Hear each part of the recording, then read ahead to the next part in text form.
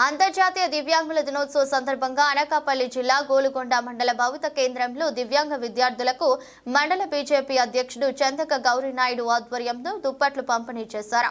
ఈ సందర్భంగా గౌరీనాయుడు మాట్లాడుతూ ప్రధానంగా మంత్రి నరేంద్ర మోదీ ఆధ్వర్యంలో కేంద్ర ప్రభుత్వం దివ్యాంగులకు అనేక పథకాలు అమలు చేస్తుందని అన్నారు. దివ్యాంగ విద్యార్థులు బాగా చదివి ఉన్నత స్థాయికి వెళ్లాలని అన్నారు.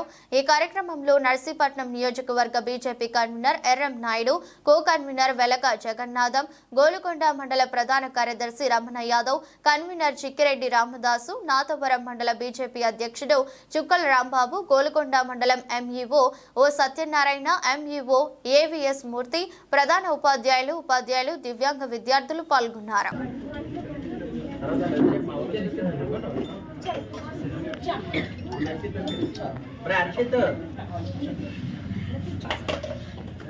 తెలియజేసుకుంటున్నాను.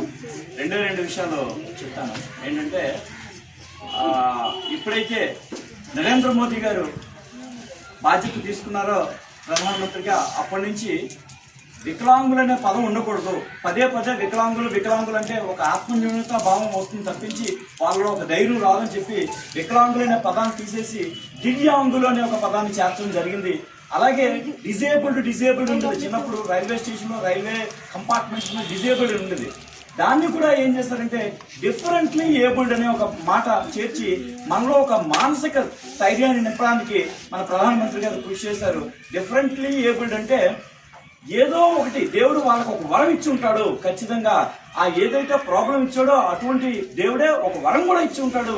ఆ వరాన్ని మన తల్లిదండ్రులు కానీ సొసైటీ కానీ గమనించి దానికి తగ్గట్టుగా కానీ వాళ్ళకి ప్రోత్సాహం ఇచ్చేటట్టయితే ఖచ్చితంగా వాళ్ళు కూడా మన ఊరికి మన ఇంటికి కూడా పేరు తీసుకొచ్చే అవకాశం ఉంటుందని చెప్పి గుర్తించిన ప్రధానమంత్రి గారు వాళ్ళకి ఏంటంటే డిఫరెంట్లీ ఏబుల్డ్ ఒకటి ఇచ్చారు. మన అలాగే మీరు గుర్తిస్తే మనకి ఇక్కడ లూయిస్ బ్రెయిలీ గారు, తర్వాత ఇంకొక హెలెన్ కెల్లర్ గారు అనే ఇద్దరు డిఫరెంట్లీ ఏబుల్డ్ అనమాట. వాళ్ళు కూడా ఇబ్బందులు పడిన వాళ్ళే, కానీ వాళ్ళ తల్లిదండ్రులు గుర్తించి వాళ్ళకు ఒక కొత్త రకమైన ఒక ఎబిలిటీ ఉందని చెప్పి వాళ్ళని ప్రోత్సహించి వాళ్ళంత గొప్పగా తీసుకొచ్చారు. అదేవిధంగా స్టీఫెన్ హాకింగ్ మీకు తెలుసుంటుంది.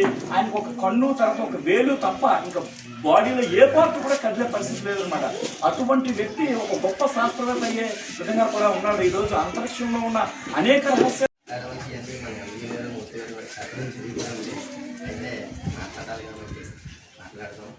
అయితే ఇప్పుడు డయాస్ మీద ఉన్న ఎంఈ గారికి, మంత్రి గారికి, మేడం గారికి, మిగతా టీచర్లకి, అలాగే ముఖ్యంగా మా మండల అధ్యక్షుడు గౌరీనాయుడు గారికి, మా కన్వీనర్ జగన్నాథం గారు, అలాగే రమణ యాదవ్ గారికి కూడా ధన్యవాదాలు తెలియజేస్తుంది. అలాగే పిల్లలకి కూడా ధన్యవాదాలు తెలియజేస్తున్నాం.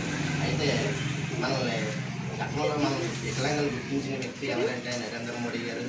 ముందు వికలాంగులను పిలిచేవారు. వికలాంగులని పిలుస్తుంటే మోడీ గారు ప్రధానంగా వికలాంగులంటే బాగోదని చెప్పి దివ్యాంగులని పేరు మార్చడం జరిగింది. అంతేకాదండి, ఇప్పుడు దివ్యాంగులకి కేంద్ర ప్రభుత్వం నుంచి రకరకాల అనేక పథకాలు, చాలా పథకాలు ఉన్నాయి. చాలామందికి తెలియకపోవచ్చు. మా గవర్నర్ గారి దగ్గర ఒక లిస్ట్ ఉంది. ఆయన అడిగితే చాలా పథకాలు ఉన్నాయి. అలాగే మామూలు వ్యక్తుల కన్నా వికలాంగులే ఎక్కువ దివ్యాంగులే ఎక్కువ రంగంలో రాణిస్తున్నారు. ఐఏఎస్ ఉన్నారు, ఐపీఎస్ ఉన్నారు. చాలా ఉన్నత స్థాయిలో కూడా ఉండడం జరిగింది. తల్లిదండ్రులు ఒకటే గమనించాలి.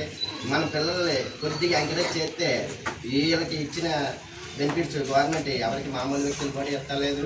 మీరు ఇది ఉంది మా పిల్లలకి అని చెప్పి మీరు అక్షోభం పడకుండా మంచి ఇలా ఎంఈ గారు, టీచర్లు ఇలాంటివి గైడెన్స్ తీసుకుంటూ ముందుకి మన పిల్లల్ని ఎవరికి ఏ అవసరం కొద్ది దానికి తగ్గట్టు మనం మర్చిపోయిన తల్లిదండ్రులు ఆ పిల్లలకి అవన్నీ దొరుకుతాయి.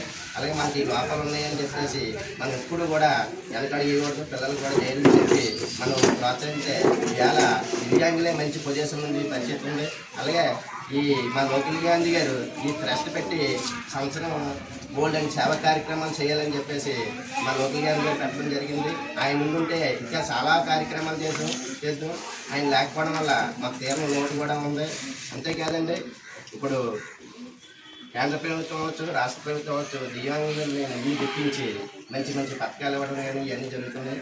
ఈ అవకాశాలు ఇచ్చినందుకు అయితే మాట్లాడాలనుకున్నాం. అన్ని సార్లు చెప్పేసారు. అవకాశం అందరికీ ధన్యవాదాలు సెలవు చేస్తాను.